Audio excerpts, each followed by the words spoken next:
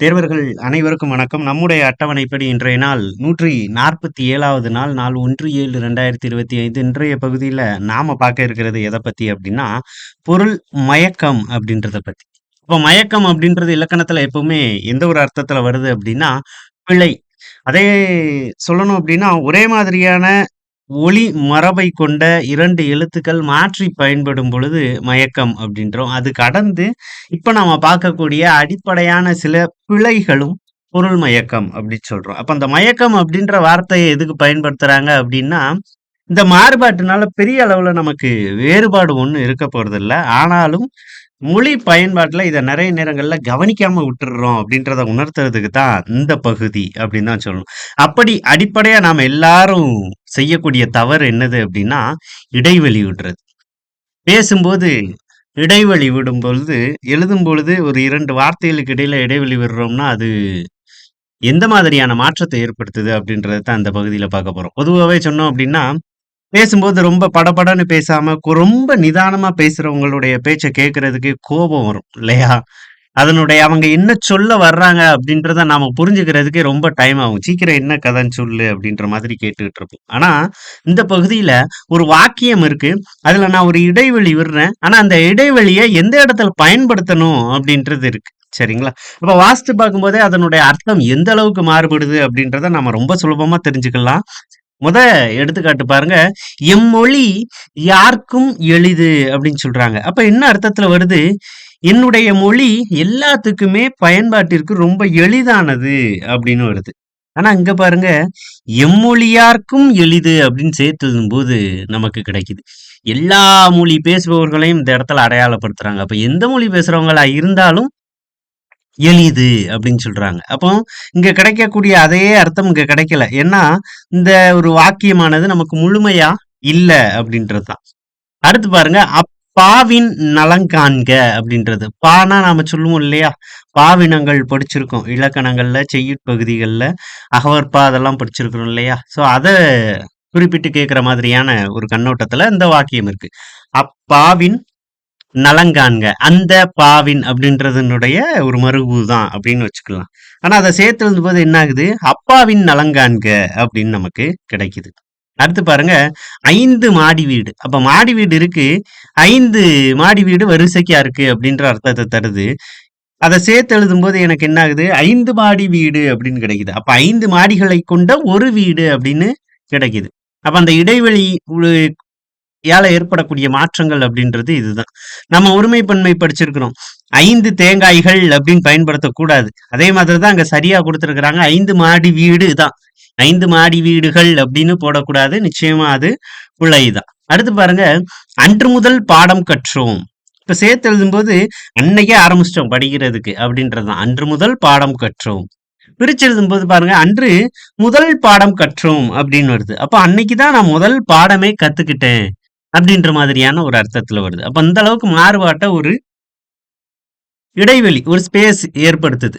பேசும்பொழுது சொல்லுவாங்க இல்லையா? பாஸ் அண்ட் இன்டோனேஷன் அப்படின்னு சொல்லுவாங்க. சரியான இடத்துல இடைவெளி கொடுத்து ஏற்ற இறக்கம் கொடுத்து பேசும்போது தான் மொழி அழகு வருது அப்படின்னு சொல்லுவாங்க. அதே மாதிரிதான் சரியான இடைவெளி கொடுத்து எந்த இடத்துல இடைவெளி கொடுத்தா நம்ம எதை வெளிப்படுத்த நினைக்கிறோமோ அதே அர்த்தத்துல அந்த வாக்கியம் அமையும் அப்படின்றத உணர்ந்து எழுதும்போது தான் எழுத்து மொழி அழகு பெறுது அப்படின்னு சொல்லலாம். சரிங்களா? அடுத்து பார்க்கக்கூடியது என்னது? வல்லின மெய்களும் பொருள் வேறுபாடும். அப்போ வல்லின எழுத்துக்கள்னு நாம என்ன படிச்சிருக்கிறோம்? கசட தபற. வல்லின மெய்கள் அப்படின்னு கொடுத்திருக்கிறாங்க. அப்ப அந்த 6 மெய்யெழுத்துக்கள் ஒரு இடத்துல வர்றதுனாலையும் இல்லாம போறதுனாலையும் எந்த மாதிரியான மாற்றங்கள் ஏற்படுது அப்படின்றதான் இந்த பகுதியில பார்க்க போறோம். பாருங்க, பிட்டு தின்றான், பிட்டு தின்றான் அப்படின்னு வருது. அப்ப 2க்குமே வித்தியாசத்தை பாருங்க. பிட்டு தின்றான் அப்படின்னா அதுல கொஞ்சம் எடுத்து சாப்பிடுறது.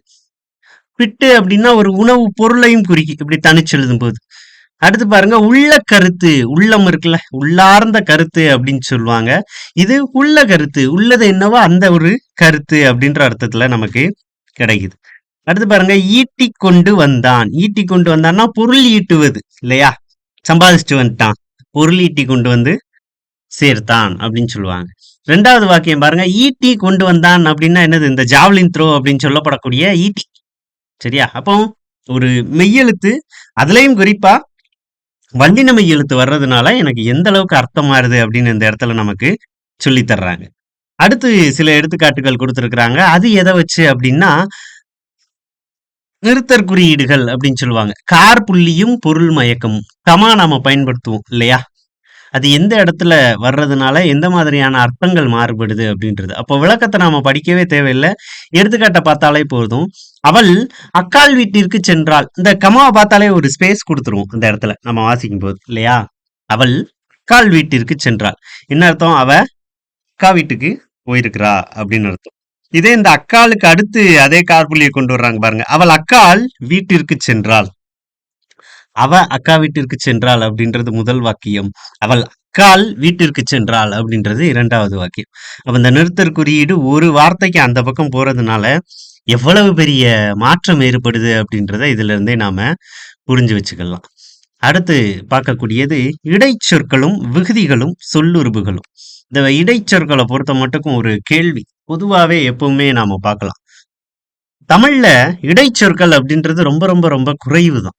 ஆனா இந்த இடைச்சொற்களினுடைய பயன்பாடு இல்லாம மொழி பயன்பாடு அப்படின்றது முழுமை பெறாது அப்படின்னு சொல்றாங்க. சரிங்களா? இப்போ இந்த ரெண்டு விஷயத்த மட்டும் இடைச்சொற்களை பொறுத்த மட்டுக்கும் பேசிக்கா ஞாபகம் வச்சுக்கணும். தேர்வு நோக்குலையும் சரி, பொதுவாவும் சரி. இடைச்சொற்கள் நிறைய உண்டு. ஆனா அதனுடைய குறைவா தான் இருக்கு. ஆனா அதனுடைய பயன்பாடு இல்லாம அதை பயன்படுத்தாம மொழி பயன்பாடு அப்படின்றது முழுமை பெறாது அப்படின்னு நம்ம அதை புரிஞ்சு வச்சுக்கணும்.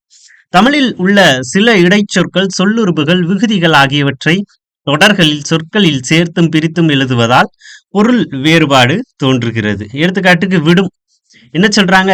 தன் தவற்றினை உணர்ந்து விடுவானாயின் நன்று. அடுத்து பாருங்க, தன் தவற்றினை உணர்ந்து விடுவானாயின் நன்று அப்படின்றது. அப்ப உணர்ந்து விடுவானாயின்னா அவன் ரியலைஸ் பண்ணிட்டா நல்லது அப்படின்னு சொல்றாங்க. ரெண்டாவது வார்த்தை பாருங்க, வாக்கியம் தன் தவற்றினை உணர்ந்து விடுவானாயின், தன்னுடைய தவற உணர்ந்து அதை விட்டுட்டான் அப்படின்னா நன்று அப்படின்னு நமக்கு சொல்றாங்க. அப்போ அடிப்படையா மாற்றங்கள் எந்த மாதிரி நிகழுது அப்படின்னு நாம இந்த இடத்துல பார்த்து வச்சுக்கலாம். அடுத்து தன் அப்படின்ற வார்த்தையை வச்சு எடுத்துக்காட்டு கொடுத்திருக்கிறாங்க. பாண்டியன் தன் கவிதையை படித்தான். பாண்டியன் தன் கவிதையை படித்தான். அப்ப பாண்டியன் கவிதையை படித்தான் அப்படின்னு ஒரு அர்த்தம் கிடைக்குது. பாண்டியன் தான் எழுதிய கவிதையை படித்தான் அப்படின்னு ஒரு அர்த்தம் கிடைக்குது. அடுத்து தான் பாருங்க, கண்ணன் தான் எழுதுவதாக சொன்னான். கண்ணன் தான் எழுதுவதாக சொன்னான். அப்போ இந்த இடைவெளி அப்படின்றது எந்த அளவுக்கு மாற்றத்தை ஏற்படுத்துது அப்படின்னா, எழுத்துக்கள்ல நாம படிக்கும்போது ஏ அப்படின்ற ஒரு எழுத்து வச்சிருப்போம். ஒரு சொல்லினுடைய முதலிலும் வினா எழுத்தாக வரும், இறுதியிலும் வினா எழுத்தாக வரும். ஏ அப்படின்றது எந்த சொல் கூட சேருதோ அங்க என்ன பிறந்துரும்? அழுத்தம் பிறந்துரும். எப்படி? கண்ணனே எழுதுவதாக சொன்னான் அப்படின்னு சொல்லுவோம். ஏ எந்த சொற்களோட சேருதோ அங்க அழுத்தம் பிறந்துரும். ஆனா வழக்கு மொழியில இந்த ஏ அப்படின்றது இப்ப எப்படி பயன்படுத்தப்பட்டுட்டு வருது? தான் அப்படின்னு பயன்படுத்தப்பட்டுட்டு வருது. சரிங்களா? இப்ப கண்ணன் தான் எழுதுவதாக சொன்னான் அப்படின்னு, கண்ணன் தான் சொன்னான் அப்படின்றது கண்ணன் தான் எழுதுவதாக சொன்னான். அவன் எழுதுறத அவன் சொன்னான் அப்படின்னு அந்த இடத்துல வாக்கியத்துல மாறுபாடு ஏற்படுது. அடுத்து பாருங்க, பற்றி அப்படின்றது. இப்ப அடிப்படையா இதுக்கே ரெண்டு அர்த்தம் பார்த்திடலாம். பற்றி அப்படின்றது ஒருத்தனை பற்றி கூறுறது. இல்ல அப்படின்னா பற்றி நான் கால்களை பற்றி கொண்டான் அப்படின்னா என்ன? பிடித்து கொண்டான் அப்படின்னு அர்த்தம். அதுக்கு பாருங்க, குங்கன் ராமனை பற்றி கூறினான். குகன் ராமனை பற்றி கூறினான். அப்போ ராமனை பற்றி கூறினான்னா அவனை பத்தி சொல்றதும், அவனை பற்றி கூறினான், ராமன் மீது உண்டான பற்றை கூறினான் அப்படின்னு வரும். பற்று அப்படின்னா என்ன? அவங்க மீது உள்ள ஒரு தீராத ஒரு அபிமானம் அப்படின்னு சொல்லலாம், நல்லெண்ணங்கள் அப்படின்னு சொல்லலாம். அவங்கள பார்த்து இம்ப்ரெஸ் ஆயிருப்பாங்க இல்லையா? அந்த மாதிரியான விஷயங்களை வெளிப்படுத்துறது. சோ அதான் பற்றுதல் அப்படின்னு சொல்றது. இறைவன் திருவடியை பற்றி கொண்டு இந்த வாழ்க்கையை கடக்க வேண்டும் அப்படின்னு சொல்லுவாங்க இல்லையா? பொதுவான சில வரிகள். இந்த மாதிரியான ஒரு அர்த்தத்துல எடுத்துக்கலாம். முன் அப்படின்றது என்னது? சில குறைகளை மக்கள் முன் வைத்தனர்.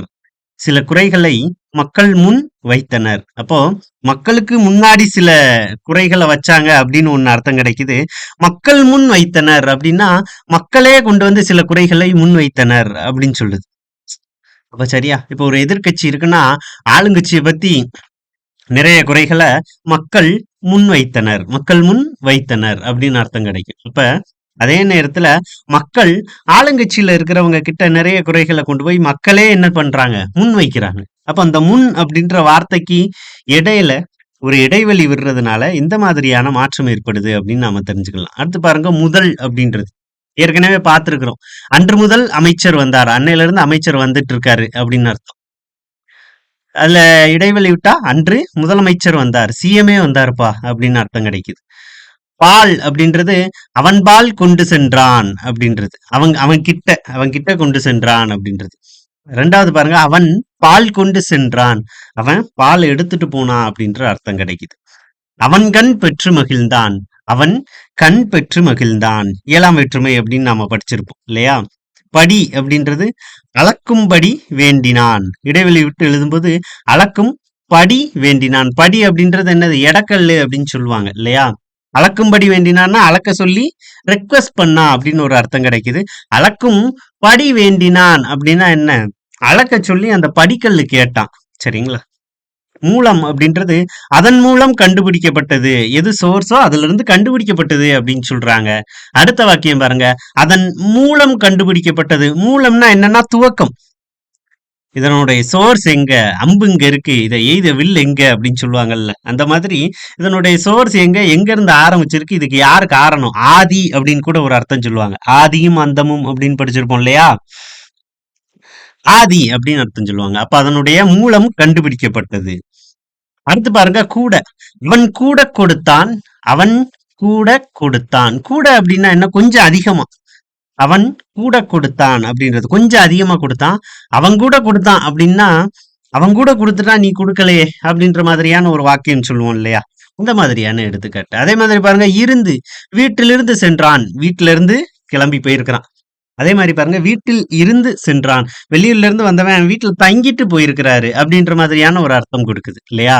அப்ப இந்த மாதிரியான இடைச்சொல் ஒரு சொல்லோட சேர்த்து ஒரு அர்த்தமும் பிரிந்து நிற்கும் போது அந்த வாக்கியத்திற்கு மொத்தமாக வேறு அர்த்தத்தையே நமக்கு மாத்தி கொடுத்துருது. அப்ப மொழி பயன்பாட்டுல இந்த இடைவெளி அப்படின்றது ரொம்ப ரொம்ப முக்கியம். அதை நம்ம தவறாக பயன்படுத்தக்கூடிய பட்சத்துல அதைத்தான் என்ன சொல்றாங்க? பொருள் மயக்கம், பொருள் மாறுபாடு அப்படின்னு சொல்றாங்க.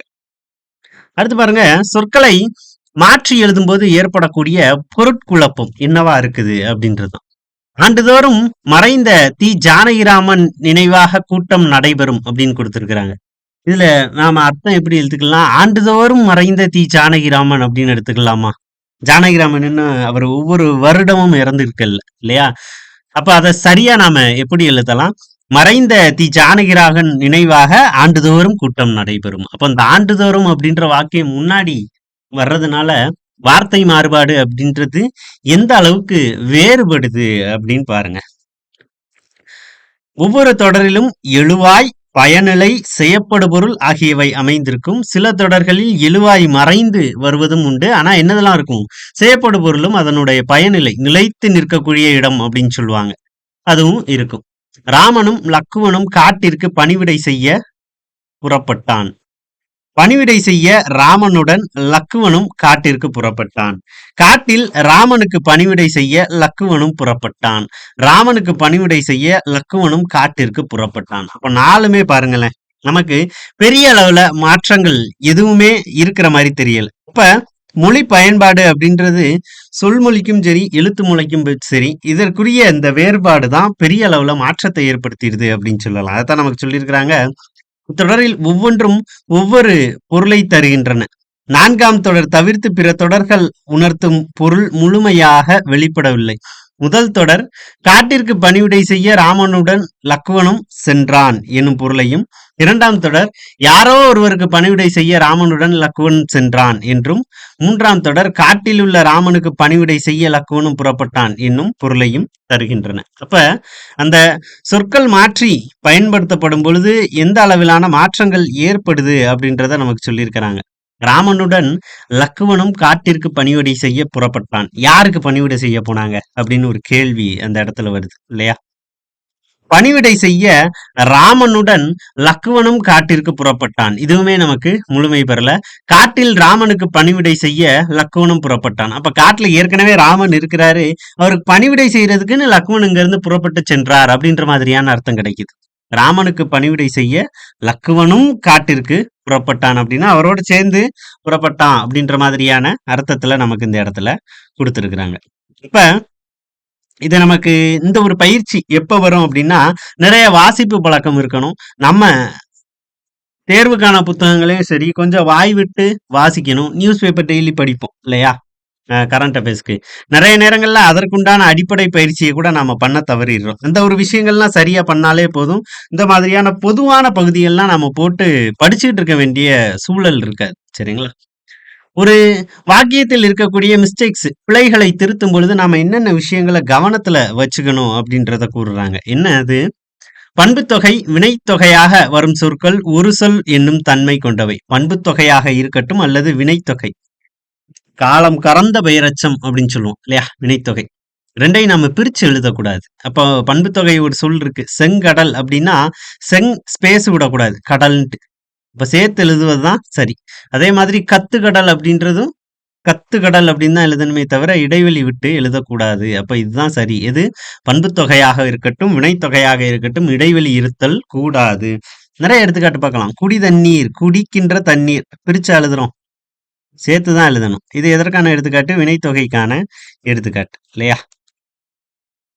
அடுத்து பாருங்க, பெயர்ச்சொல் வினைச்சொல் ஆகியவற்றிற்கு இடையில் நின்று பொருளை தெளிவாக உணர்த்தி நிற்கும் இடைச்சொற்களை சேர்த்து எழுத வேண்டும் அப்படின்னு சொல்றாங்க. அணங்கு கொள் அப்படின்றதுதான் சரி. அணங்கு ஸ்பேஸ் கொள்ளு அது தவறு. அணங்கு அப்படின்னா என்ன? 6 அடி அணங்கு அப்படின்னு சொல்லுவாங்க. அணங்கு அப்படின்றது தெய்வம் அப்படின்னு அர்த்தம். நமக்கு சொற்பொருள்ல புத்தகத்துல இருக்கு. நிறைய முறை கேள்வியாகவும் கேட்கப்பட்டிருக்கு. இடைச்சொல்லுடன் சொற்களை சேர்த்தே எழுத வேண்டும். அப்ப இடைச்சொற்கள் பேசியபடி, மற்று, இருந்து அப்படின்னு நிறைய வார்த்தைகள் பார்த்தோம்ல. சேர்த்து எழுதும்போது அது சரியான அர்த்தத்தை கொடுக்கும். பேசியபடி பணத்தை கொடுத்தான். பேசியபடி பணம் கொடுத்தான். அப்ப அந்த பொருள் மாறுபாடு ஏற்கனவே பார்த்தோம். அதே மாதிரிதான் எடுத்துக்காட்டுகள் இங்க கொடுத்திருக்கிறாங்க. அடுத்தது பாருங்க, உடம்படுமைகள் அமைந்த சொற்களில் உடம்படுமைகளை சேர்த்துதான் எழுத வேண்டும். உடம்படுமைனா என்ன? எகரம் வந்திருக்குல்ல. மணி குட்டல் அடி அப்படின்றது நமக்கு சேர்ந்து எழுத்தும்போது எப்படி ஆகுது? மணி அடி அப்படின்னு மாறுது. எகரம் வந்திருக்கு. ஈ ஐவழி எவ்வும் ஏனைய உயிர்வழி மவ்வும் ஏமுன் இவ்விருமையும் அப்படின்னு நாம படிச்சிருப்போம் இல்லையா? மணி அடித்து சென்றான் அப்படின்னா ஒலி எழுப்புதல். மணி அடித்து சென்றான் அப்படின்னு நான் பிரிச்சு எழுதும்போது வேற யாரையோ ஒருத்தனை மணி பிடிச்சு அடிச்சிருக்கிறான் அப்படின்ற மாதிரியான அர்த்தத்தை நமக்கு கொடுக்குது. அடுத்ததை பாருங்க, பன்மையை உறுத்தக்கூடிய அந்த கல் விகுதி சேர்ந்த சொற்களை பிரிக்காமல் எழுத வேண்டும். ஈ கூட்டல்கள் ஈக்கள் மொய்த்தன, அதான் சரி. குரங்கு குட்டல்கள் குரங்குகள் உண்டன, அதான் சரி. அதே மாதிரி வாழ்த்துக்கள்ல இக்கு வராது. எப்படிதான் பயன்படுத்துவோம்? வாழ்த்து வருதுன்னா வாழ்த்துகள் அப்படின்றதுதான் சரி. வாழ்த்துக்கள் அப்படின்றது தவறு. ஆனா நம்ம அந்த இக்கு போட்டாதான் நமக்கு ஒரு முழுமையே கிடைக்கும் இல்லையா? இந்த மாதிரியே பழகிட்டோம். அடுத்து பாருங்க, இரட்டை கிளவி சொற்களை சேர்த்து எழுத வேண்டும். இது அடிப்படையா நாம முன்னாடியே படிச்சது. இரட்டை கிளவி சொற்கள் அர்த்தம் தராது. ஆனா பிரிச்சு எழுதக்கூடாது. படபடவென சிறகை அடித்தது. பிரிச்சு எழுதும்போது படபட என சிறகை அடித்தது அப்படின்னு எழுதக்கூடாது. படபடவென, மளமளன்னு வெள்ளம் வந்துருச்சு, சடச்சடன்னு மழை பெய்தது. வழக்கு மொழியில இருக்கக்கூடியதான். சரியா? சொற்புணர்ச்சியில் நிலைமொழியின் ஈற்றெழுத்து மெய்யெழுத்தாகவும் வறுமொழியின் முதல் எழுத்து உயிரெழுத்தாகவும் இருந்தால் அவரை சேர்த்தே எழுத வேண்டும். இங்க ஈற்றெழுத்து மெய்யெழுத்தா இருக்கு.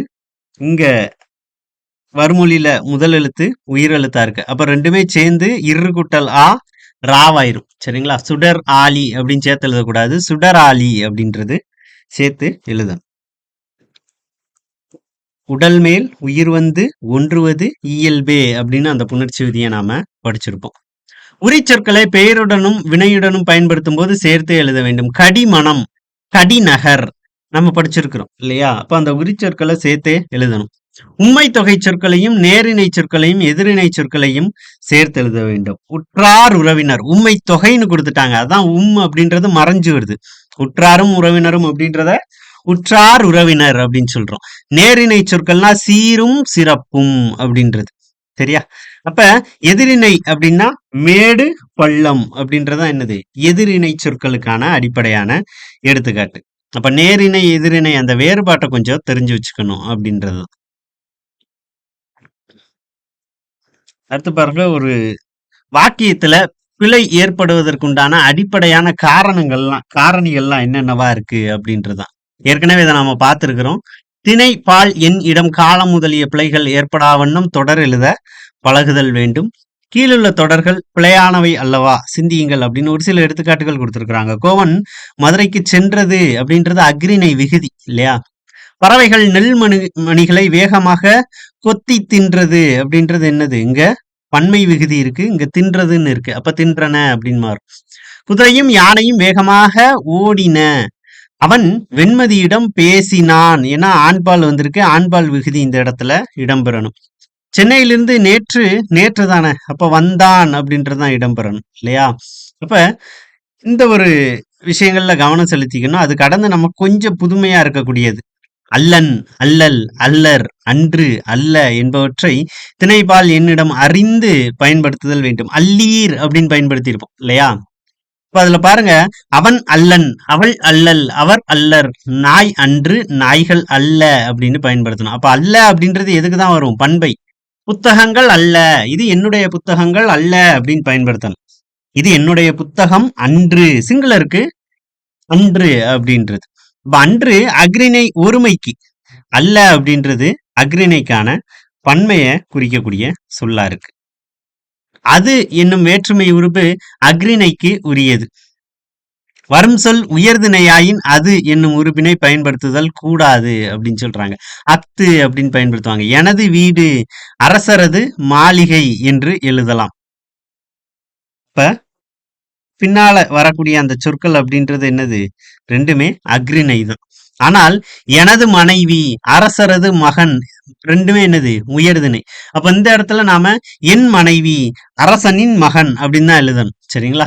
அந்த ஒரு வேறுபாடை பார்த்து வச்சுக்கணும். ரெண்டாவது, வரக்கூடிய சொல்லினுடைய முதல் எழுத்து உயிரெழுத்தாக இருந்தா அத்து பயன்படுத்துவோம். உயிர்மை எழுத்தாக இருந்தால் அது அப்படின்றது பயன்படுத்துவோம். சரிங்களா? அடுத்து ஒரு எடுத்துக்காட்டு கொடுத்திருக்காங்க பாருங்க. பேருந்து மோதி மிதிவண்டியில் சென்றவர் காயம்பட்டார் அப்படின்னு சொல்றாங்க. அதை சரியா எழுதியிருக்கிறாங்க. மிதிவண்டியில் சென்றவர் பேருந்து மோதி காயம்பட்டார் அப்படின்னு சொல்றாங்க. அப்ப எது நமக்கு சரியா விவரிக்கப்பட்டிருக்கு? மிதிவண்டியில் சென்றவர் பேருந்து மோதி காயம்பட்டார் அப்படின்னு நமக்கு அடையாளப்படுத்தி இருக்கிறாங்க. சில பொதுவான பிழைகள், நாம என்னென்ன பிழைகள்லாம் சந்திக்கிறோம் அப்படின்றத இந்த இடத்துல நமக்கு கொடுத்திருக்கிறாங்க. சுடுதண்ணீர் என்று எழுதுவதும் பிழை. தண்ணீர் அப்படின்னால என்னது? குளுமைதான். தன்மை அப்படின்னா என்ன படிச்சிருப்போம்? குளுமை, குளிர்ச்சி அப்படின்னு படிச்சிருப்போம். அதைத்தான் என்ன சொல்லுவோம்? தன் பெயல் அப்படின்னு நாம பயன்படுத்துவோம். சரிங்களா? அப்ப தன்மை அப்படின்னா குளுமை. அப்ப சூடும் குளிருமாக நீர் எப்படி இருக்க முடியும் அப்படின்ற கேள்வி இந்த இடத்துல எழுது. சுடு தண்ணீர்னா குளிர்ச்சி, சுடு அப்படின்னா சூடு. அது எப்படி ரெண்டும் ஒரே பொருள்ல இருக்கும் அப்படின்றதுதான். அப்ப மொழி பயன்பாடு அப்படின்றத இந்த இடத்துல நாம கொஞ்சம் கவனிச்சுக்கணும். அடுத்தது பாருங்க, நடுவு சென்டரில். நம்ம இப்ப வழக்கு மொழியில பாத்தீங்கன்னா அந்த தவறை நிறைய பண்ணுவோம். நடுவும் ஒண்ணுதான், சென்டரும் ஒண்ணுதான். மேல் டாப்ல வை அப்படின்னு சொல்லுவாங்க. மேலையும் ஒண்ணுதான், டாப்பும் ஒண்ணுதான் இல்லையா? கேட்டு கதவு மூடு அப்படிவாங்க. கேட்டும் ஒண்ணுதான், கதவும் ஒண்ணுதான். இப்படி நிறைய விஷயங்கள் நம்மளுடைய மொழியில இருந்து எடுக்கலாம். நடுவு சென்டரில் நின்றான். நடு என்பது தமிழ், சென்டர் என்பது ஆங்கிலம். ரெண்டுக்குமே என்னது? ஒரே பொருள் தான். அப்ப கேட்கவனுக்கு எந்த மொழி தெரியுதோ அதை எடுத்துக்கிட்டோம் அப்படின்ற ஒரு பரந்த மனசுல நம்ம அப்படி பேசிட்டு இருக்கிறோம். நடுவில் நின்றான் என்று எழுதினாலே போதுமானது. அப்ப எழுத்து மொழியில அதை நீங்க கொண்டு வரக்கூடாது அப்படின்ற ஒரு விஷயத்தை இந்த இடத்துல நமக்கு அடையாளப்படுத்துறாங்க. ஒரு வரியின் இறுதியில் உள்ள சொல்லை பிரித்து எழுதுவதாக இருந்தால் பொருள் கெடாதபடி பிரிக்க வேண்டும். நம்பியார் கூட சென்றார் என்பதற்கும் நம்பி யார் கூட சென்றார் என்பதற்கும் பொருள் வேறுபாடு உண்டு. அப்போ யார் அப்படின்ற ஒரு வார்த்தை தனிச்சு நிற்கும் போது அது வேறொரு அர்த்தத்தை குறிக்குது இல்லையா?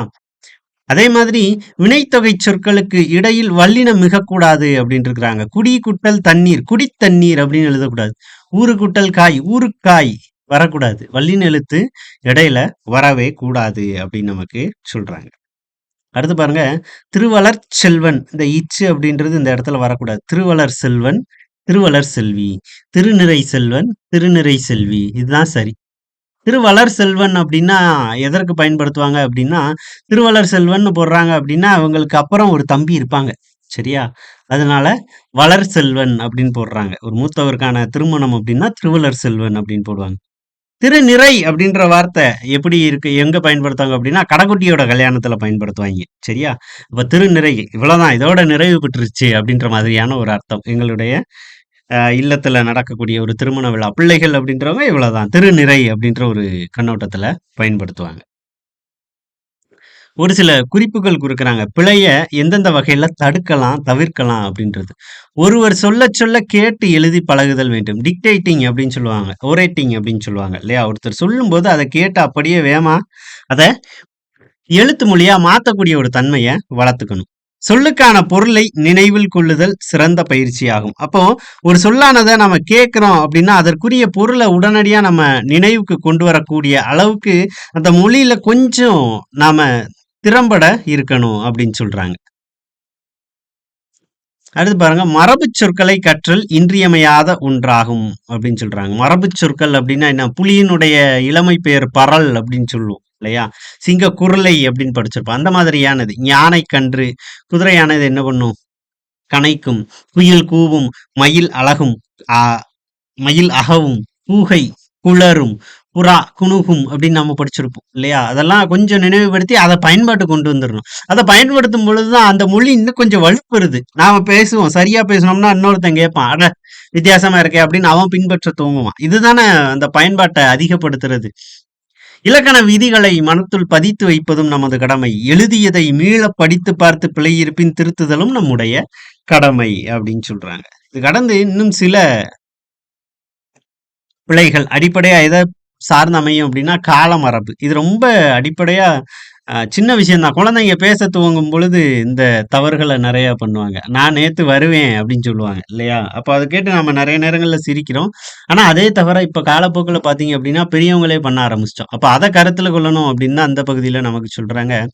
வினைச்சொல் செயல் நிகழ்வையும் அது நிகழும் காலத்தையும் உணர்த்தும் என்பதை அறிவீர்கள். சென்றான் அப்படின்றது அந்த செயலையும், அது இறந்த காலம் அப்படின்றதையும் உணர்த்துது. செயல் நிகழ்ந்து முடிந்ததா, நிகழ்ந்து கொண்டுள்ளதா, நிகழ உள்ளதா என்பதனை வினைச்சொல்லின் காலம் காட்டும் தன்மையால் அறியலாம். அப்போ அது என்ன காலம் அப்படின்றத வினைச்சொல்லினுடைய விகுதி தான் நமக்கு சொல்லுது. அந்த காலமானது 3 வகைப்படும் இல்லையா? இறந்த காலம், நிகழ்காலம், எதிர்காலம். நடந்த செயலை குறிப்பது இறந்த காலம். பார்த்தான், ஆடினாள், பறந்தது. நடந்து கொண்டிருப்பதை குறிப்பது நிகழ்காலம். பார்க்கிறான், ஆடுகின்றாள், பறக்கின்றது. நடக்க இருக்கும் செயலை குறிப்பது எதிர்காலம். காண்பான், ஆடுவாள் அப்படின்றது. அப்ப மொழி பயன்பாட்டுல அந்த சொற்கள் மேல கொஞ்சம் கவனம் செலுத்தி வச்சுக்கணும். சரிங்களா? நெறைய நமக்கு பயிற்சி பகுதிகள் குடுத்திருக்கிறாங்க. இப்ப நம்ம பார்த்தது சார்ந்து. எல்லாமே ரொம்ப அடிப்படையான விஷயம் தான். அதற்குரிய விடைகளும் நமக்கு இருக்கு. கொஞ்சம் அதையும் பார்த்துறணும். இல்லைங்களா? அங்க என்ன பெருசா ஒண்ணும் கேட்கல. ஒரு வேர்ச்சொல் குடுத்திருக்கிறாங்க. அதற்குரிய காலம் தான். சரியா? எழுதினான், எழுதுகின்றான், எழுதுவான். ஓடினான், ஓடுகின்றான், ஓடுவான். சிரித்தான், சிரிக்கின்றான், சிரிப்பான். பிடித்தான், பிடிக்கின்றான், பிடிப்பான். இறங்கினான், இறங்குகின்றான், இறங்குவான். சரியா? அப்போ நெறைய சொற்கள் சேர்த்து எழுதலாம். ஓடிக்கொண்டிருக்கிறான் அப்படின்னாலும் நிகழ்காலம் தான். சரியா? அப்போ இது இல்லாம வேர்ச்சொல் அப்படின்றத கடந்து எதற்கான எடுத்துக்காட்டு? தொழிற்பெயருக்கான எடுத்துக்காட்டு இல்லையா? விகுதி பெறாத தொழிற்பெயர் அப்படின்னு சொல்லிக்கலாம் இல்லையா? நடத்தல் அப்படின்னா தல்விகுதி பெற்ற தொழிற்பெயர் அப்படின்னு அடையாளப்படுத்தலாம். அப்ப விகுதி பெற்றும் இத நாம எழுதலாம் அப்படின்றதுதான். சரிங்களா? அப்ப எடுத்துக்காட்டுகள படிச்சு வச்சுக்கணும். கேள்வி ஒரு சொல் சார்ந்து எந்த மாதிரி இருந்தாலும் அத அடையாளப்படுத்தி வச்சுக்கணும். இந்த பயிற்சி பகுதி முழுமையா எதுக்காக குடுத்திருக்கிறாங்க அப்படின்னு நாம இப்போ உணர்ந்திருப்போம். தேர்வு கடந்து மொழி பயன்பாடு ஒரு வாக்கியம் நாம எழுதுறோம் அப்படின்னா, எந்த விதமான பிழையும் இல்லாம எழுதணும். ஒருத்தர் சொல்றத கேட்டு எழுதுறோம் அப்படின்னா, எந்த விதமான தடங்களும் இல்லாமல், தடையும் இல்லாம அத ஃப்ளூயன்ட்டா எழுதக்கூடிய தன்மை ஒவ்வொரு பிள்ளைகளுக்கும் இருக்கணும் அப்படின்ற கண்ணோட்டத்துல தான் இந்த மாதிரியான பயிற்சி பகுதி நமக்கு குடுக்குறாங்க.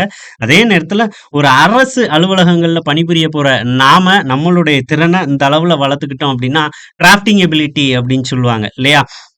நம்ம செய்யக்கூடிய எல்லா வேலையும் ஏற்கனவே ஒருத்தவங்க செஞ்சு வச்சத வச்சே நாம பண்ணிற முடியாது. புதுசா உருவாக்கக்கூடிய அந்த தன்மை நமக்கும் வேணும். அப்போ ஒரு கடிதமோ, இல்லன்னா வேற ஏதோ ஒரு வரைவோ சொந்தமா நாம எழுதணும் அப்படின்னா, அதற்கு இந்த பயிற்சியில நீங்க தேர்ந்தெடுப்பது ரொம்ப ரொம்ப ரொம்ப முக்கியம். அந்த வகையில ஒரு தேர்வுக்கு அப்படின்றத கடந்து ஒரு அரசு பணியாளனா இந்த ஒரு பயிற்சி பகுதியில உங்கள நீங்க தயார்படுத்திக்கணும். நல்ல தலைப்புல அடுத்த காணொளியில சந்திக்கலாம். நன்றி.